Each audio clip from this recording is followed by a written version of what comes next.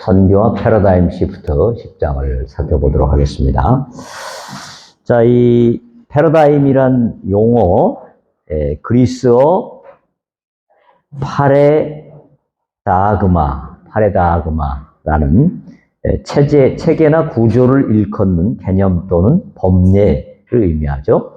그래서 어떤 한 공동체의 구성원들이 공유하고 있는 총체적인 신념들, 가치들, 기술들 또는 인정된 모형 이런 것들을 이야기합니다. 그래서 한 공동체가 어떻게 보면 공동의 어떤 가치관 또 사고 틀을 가지고 있는 것이죠. 이 패러다임은 어떤 시대의 변화가 일어나면 그 시대에 새롭게 적응해야 되니까 이 패러다임이 결국은 변화되게 되죠. 그래서 패러다임이 변한다는 것은 지금까지 통용되던 사고방식이나 사고의 틀이 전혀 다른 사고의 틀로 바뀌게 되는 것. 예를 들면 과거에는 천동설이라고 하는 패러다임으로 우주를 바라봤다면 이제 지동설이 나오면서 지구가 움직이는 그런 지동설로 바라보게 되는 그런 패러다임 전환이 일어나죠. 이 교회 역사에도 보면 이런 패러다임의 전환이 많이 일어납니다. 예를 들어서 예루살렘 교회에 핍박이 닥쳐가지고 사람들이 그 핍박을 피해서 흩어지지 않습니까? 그러면서 이제 선교가 유대인 중심의 선교였다가 이방인으로 그 패러다임이 전화되는 것, 그것을 볼 수 있습니다. 오늘 본문에 나타난 고넬료에 대한 베드로의 선교, 이게 바로 유대인 중심의 선교에서 이제 이방인에게까지 선교가 펼쳐지는 그런 패러다임의 전환이 일어나게 된 한 예가 되는 것이죠. 이 선교, 근대 선교에서도 보면 몇 번의 패러다임 전환이 일어났는데요. 첫 번째는 맨 먼저 해안에서부터 선교가 시작됩니다. 거기 100페이지 아랫부분에 보시면 해안 중심 선교 시대가 있습니다. 그래서 과거에는 비행기가 없으니까 맨 먼저 배 타고 들어가면 제일 먼저 도착하는 곳이 해안이죠. 그래서 해안에서 먼저 선교가 이루어지고 그러다가 이제 해안 말고 저 내륙 깊숙한 곳에도 영혼들이 있는데 그들을 어떻게 할 거냐. 그래서 내륙 깊숙한 곳으로 들어가야 된다라는 주장을 한 뭐 대표적인 사람이 이제 허드슨 테일러 같은 사람이죠. 이런 사람이 내지 중심 선교, 내지 선교를 강조하게 됩니다. 옛날에는 내지는 상당히 가는 것도 멀고 위험하기도 하고 그래서 잘 안 갔는데 이제 제2기는 해안에서 내지로 가고 제3기는 이제 어떤 지리적인 경계선을 넘어서서 지리를 넘어서서 아직 복음화되지 않은 미전도 종족들이 있다. 이 미전독 종족에게로 가야 된다라는 게 이제 제3기 패러다임이죠. 또 선교 인력의 다양성의 차원에서 본다면 서구 선교사에서 제3세계 선교사들이 이제 참여하게 되고 예를 들면 영국의 웩이라고 하는 아주 유명한 선교단체, 아주 전통 있는 선교단체가 있는데요. 여기에 가보면 새롭게 선교훈련 받는 사람들은 거의가 다 한국 사람이 많대요. 영국 사람은 거의 없고 그만큼 이제 제3세계 또 제3분의 2세계가 많이 선교에 참여하고 있고요. 또 목회자 신분의 선교사에서 평신도 선교사 시대로 넘어가고 또 남성 중심에서 여성도 함께 참여하는 이런 패러다임의 전환들이 일어나죠. 자, 오늘 이 사도행전 10장에서 어떤 패러다임이 일어납니까? 바로 베드로가 이방인 선교를 위해서 하나님께서 강력하게 베드로를 어떤 사고의 전환을 가져오게 하시죠.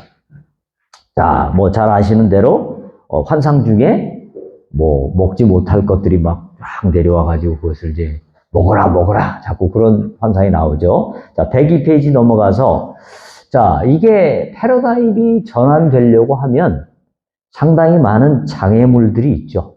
쉽게 이루어지는 게 아니고 어떤 장애물들이 있나요? 첫 번째 페이지 보시면 고넬료를 만나 교제하는 것은 당시 율법 규정상 용인되지 않는 일이죠. 사도행전 10장 28절에도 보면 유대인으로서 이방인과 교제하며 가까이 하는 것은 위법이다. 위법이죠. 그렇기 때문에 베드로는 고넬료의 집을 들어가려고 할 때 상당한 심적 부담이 있었을 겁니다. 왜냐하면 법적으로 제재를 받을 수 있으니까. 위법이니까. 근데 패러다임 전환이 일어나려면 이걸 넘어서야 거기서부터 이방인 선교의 길이 열리는 거죠. 두 번째는 어떤 장애물이 또 있는가요? 자기가 그동안에 익숙해왔던 문화 또는 습관과 맞지 않는 것이죠.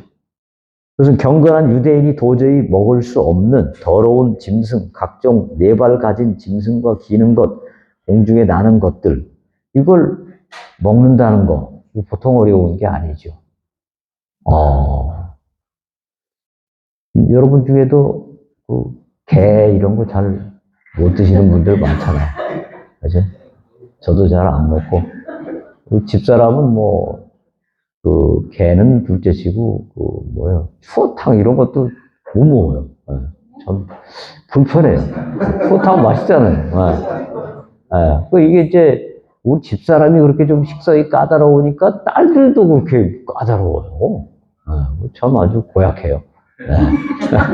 그래서 이게 자기들이 익숙한 그 문화가 있거든요. 식문화 또는 여러 가지 다양한 문화들이 있는데 그걸 넘어선다는 것이 사실 참 쉽지 않은 면이 있습니다. 그러니까 오늘 오전에 그 목사님이 오셔서 그럼 설교하셨죠?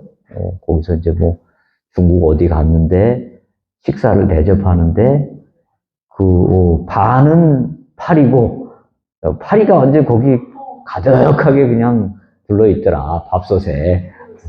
그걸 처음에 굉장히 괴로웠는데, 그걸 먹었다. 우리 강 목사님도 그러셨나요? 중국에서 하실 때? 예. 예.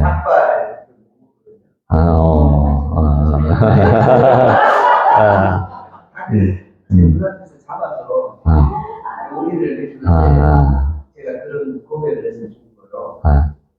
내가 우리 아버지가 먹으라고 안 먹는데, 내가 먹으라고. 할렐루야. 좋아요. 네. 네.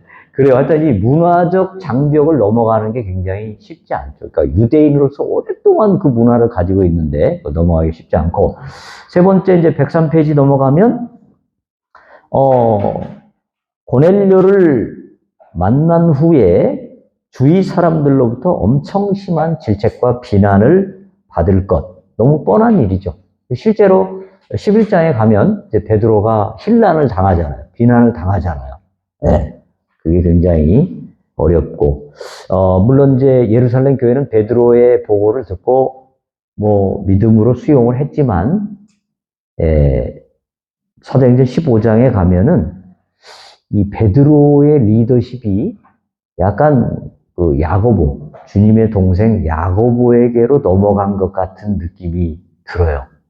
그러니까 야고보가 그 회의를 주재해요. 네, 그래서 이 사건으로 인해서 베드로가 약간 그 리더십에서 좀 밀려난 것이 아닌가 그런 생각이 들 정도로 그런 일이 있는데 어찌됐든지 이 베드로로서는 이 패러다임 전환을 일으켜서 고넬료에게 가는 것이 참 쉽지 않았다라는 것을 우리가 알 수가 있고요. 네. 그 빌립이 사마리아 지역에 돌아갔을 때는 네. 거부 반응이라든지 갈등이 생기지 않았는데 오히려 사도들이 거기 가서 성령 세례를 주고 이런 갈등이 나오는데 왜 베드로가 고넬료에게 가서 복음을 전했을 때 이 정도로 이런 갈등 그러니까 아마도 빌립도 상당한 그 패러다임 충격이 있었겠죠. 성경에는 기록되어 있지 않았지만, 근데 이제 빌립은 평신도고 베드로는 가장 대표적인 사도이기 때문에 이제 교회가 그러면 이방인에게 전도를 해야 되느냐 말아야 되느냐, 그들과 교제해야 되느냐 말아야 되느냐, 이런 이제 상당한 논란이 있었겠죠. 베드로의 위치가 이런 또 논란을 불러일으키는 하나의 요인이 되었을지 모르겠다, 이런 생각이 드네요. 사마리아인은 오히려 반유대인으로 이렇게 봐서 또 호의적으로 받는 그런. 사마리아인에 대한 반감도 굉장히 컸죠. 거의 이방인과 비슷할 정도로 컸는데, 이제 빌립은 뭐 집사님이다 보니까 아마 그걸 자세하게 기록을 안 한 것 같아요. 사도행전에. 그러나 아마 상당한 패러다임 전환에 있어서의 고민이 있었겠죠. 그러니까 이제 예수님의 명령을 따라서 예루살렘과 온 유대와 사마리아와 땅끝이잖아요. 그러니까 이제 사마리아는 아무래도 이방보다는 조금은 쉬웠겠죠. 아무래도 원래 유대인이었으니까. 이제 그 경계선을 넘어갈 때마다 항상 패러다임의 어떤 충돌이, 갈등이 있는 거죠. 자, 그래서 이제 이 패러다임 시프트에서 우리가 얻을 수 있는 교훈이 뭐냐. 103페이지 보면, 첫째, 효과적인 선교를 위해서는 신학적 패러다임 시프트를 할 수 있어야 된다라는 것입니다. 모든 선교사가 다 자기 나름대로 훈련받은 신학 체계를 지니고 있죠. 그리고 그 신학이 가장 이상적이고 좋은 신학이라고 생각을 하죠. 그래서 선교지에 가게 되면 자연스럽게 자기가 배워왔고 자기가 익숙한 신학, 또 자기가 익숙한 예배 모범, 이런 것들을 선교지에 정착시키려고 합니다. 그런데 선교지마다 문화가 다르죠. 예를 들어서 아프리카 같은 경우에는 어때요? 찬송을 좋아하고 어떤 영적인 것을 굉장히 선호하는 경향이 있는데, 장로교 신학 이것만 너무 강조하게 되면 그 신학으로 아프리카나 이런 곳을 효율적으로 복음화하기에 어려움이 있을 수 있다라는 겁니다. 그러니까 내 신학을 너무 고집해가지고 그 현지와 맞지 않는 신학을 자꾸 현지에 강요하는 것은 효율적이지 못하다라는 것입니다. 그래서 선교사로 가려고 하면, 선교를 하려고 하면 신학적으로 좀 자기가 가지고 있던 신학적인 패러다임을 좀 넘어설 수 있어야 된다. 물론 여기서 조심해야 될 것은 너무 또 패러다임을 완전히 뭐 진보적인 신학 패러다임으로 가버리면 그것도 교회가 또 위태로워지고, 그거는 가지고 있되 어떤 문화적인 형태 또는 어떤 예배 형태, 이런 것들은 상당히 좀 자유롭게 바꿀 수 있다라는 것입니다. 두 번째, 104페이지, 선교사는 문화적 패러다임 시프트를 실천해야 됩니다. 특별히 우리는 본능적으로 문화 우월주의를 가지고 있습니다. 모든 사람은. 특별히 좀 더 가난한 나라, 좀 문화적으로 뒤떨어진 나라에 갔다라고 생각이 되면 자기도 모르게 뭐가 있을 수 있어요? 문화 우월주의. 우리는 대단한 문화고 저 사람들은 좀 문화적으로 약하다. 그래갖고 저 사람들은 거짓말을 잘하고 게으르고 이런 생각이 있단 말이에요. 그러니까 우리 한국에 오신 선교사님들의 선교 편지에 보면 그때 당시에 이제 한국 사람들에 대해서 이렇게 써놓은 것들을 보면 그런 내용들이 많이 나와 있어요. 한국 사람들이 그렇게 거짓말을 잘하고, 그렇게 시간을 안 지키고, 그렇게 싸움을 잘하고, 노름 잘하고, 완전 형편없는 사람들이었어요, 한국. 그게 맞는지도 모르죠. 우리나라도 이제 그만큼 이제 문화적으로 좀 수준이 올라갔다고 볼 수 있겠죠. 근데 하여튼 중요한 것은 내가 문화 우월 의식을 가지고 현지인들을 바라보면 그때부터 현지인들을 나도 모르게 좀 무시할 수 있고, 말 한마디 행동 하나하나가 그들에게 상처를 줄 수 있습니다. 그러니까 이 문화 우월주의라는 이 아주 극복하기 어려운 이거를 완전 내려놓고 현지의 문화를 존중하고 현지인들을 존중해야 됩니다. 그러니까 현지의 문화 가운데 물론 극복해야 될 것들이 있죠. 현지의 어떤 우상이라든지 현지를 불행하게 하는 잘못된 문화들은 우리가 점진적으로 개선을 해 나가야 되지만 기본적으로 그 문화를 존중해야 되고 현지인들을 존중하는 마음을 갖지 않으면 그런 패러다임 전환이 이루어지지 않으면 선교는 상당히 어려워질 수 있다라는 것입니다. 네, 마음문을 현지인들이 닫아 걸겠죠. 그렇죠? 네. 그다음에 105페이지 넘어가면 세 번째로 관계의 패러다임 시프트를 실천할 수 있어야 됩니다. 특별히 인간과의 관계보다 하나님과의 관계를 우선순위에 놓는 이 전환이 필요합니다. 사람들로부터 칭찬을 받거나 비방을 받지 않으려고 하는 것보다 하나님과의 관계를 더 우선순위에 두는 것, 이 굉장히 중요하죠. 베드로가 결국 하나님과의 관계를 우선순위에 두었기 때문에 예루살렘 다른 사도들의 비난을 예상하면서도 결국 고넬료의 집에 들어가서 교제를 한 것이잖아요. 사도행전 4장 19절에 하나님 앞에서 너희의 말을 듣는 것이 하나님의 말씀을 듣는 것보다 옳은가 판단하라. 사도들이 사람들 말을 만약에 하나님 말씀보다 더 위에 두었다면 선교가 불가능했겠죠. 그 다음에 갈라디아서 1장 10절에 내가 사람들에게 좋게 하랴 하나님께 좋게 하랴. 바울은 철저하게 하나님을 우선순위에 두었다. 그러니까 우리 행동의 모든 기준은 하나님의 뜻이 우선이고 사람들의 평가나 사람들의 말이나 이런 것들은 차선이 돼야 되는데 실제로는 어때요? 실제로는 사람을 더 우선순위에 두는 경우가 있죠. 근데 또 여기서 조심해야 될 거는 그렇다고 해서 사람들과의 관계를 소홀하게 우습게 생각하면 안 됩니다. 사람들과의 관계도 굉장히 중요합니다. 특별히 어떤 큰 교회 목사님이 이제 그 교회 부임을 하셨는데 얼마 후에 어떤 안수 집사 회장 되시는 분이 목사님을 찾아와가지고 목사님의 설교는 너무 교수 같습니다. 우리는 완전 학생이고 그냥 어렵게 너무 이렇게 말씀이 은혜가 좀 안 됩니다. 이런 식으로 이제 얘기를 했는데 이 목사님이 어떻게 하면 좋겠어요? 그럴 때는 제가 노력을 많이 하겠습니다. 많이 부족하더라도 목사님이 좀 잘 이해를 해 주십시오. 일단 그 방향으로 노력하겠습니다. 이렇게 하시면 될 건데 내가 석사는 외국의 어느 대학에서 석사를 했고 박사는 또 어느 유명한 대학에서 했고 그리고 내가 전공을 신약학을 했고 설교학을 부전공으로 했는데 나보고 설교를 못한다고 약간 충돌이 있었던 거예요. 안수 집사.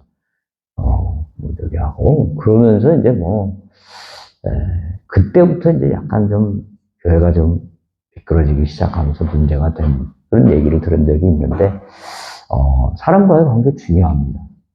그들을 존중해야 되고 그러나 어떤 결정적인 결정을 내릴 때는 항상 이게 진짜 하나님의 뜻인가? 하나님과의 관계를 우선순위에 두는 이런 확실한 결단이 있지 않으면 교회가 이제 흔들리는 거죠. 그게 어려워져요. 그래서 아까도 말씀드렸다시피 105페이지 맨 아래 보시면 역사상 위대한 선교사들은 이런 경험을 많이 했습니다. 허드슨 테일러, 내지 선교를 주장했을 때 많은 사람들이 해안에도 아직 복음 전할 곳이 많은데 왜 굳이 위험한 내지를 향하느냐. 그러면서 내지 선교의 허드슨 테일러의 선교의 회원들도 반대를 했고 엄청나게 허드슨 테일러를 비난했습니다. 또 근대 선교의 아버지라고 불리우는 윌리엄 캐리도 해외 선교를 가자고 얘기했을 때 주변 동료들이 많이 비난했습니다. 그러니까 비난이 있음에도 불구하고 하나님의 뜻이라는 확신이 있을 때 나가는 것. 그게 이제 하나님이 세우신 지도자죠. 그래서 우리는 이런 그 패러다임 전환을 우리 속에서 실천해야 된다. 이렇게 보겠습니다. 예. 자, 10장은 거기까지 하시고,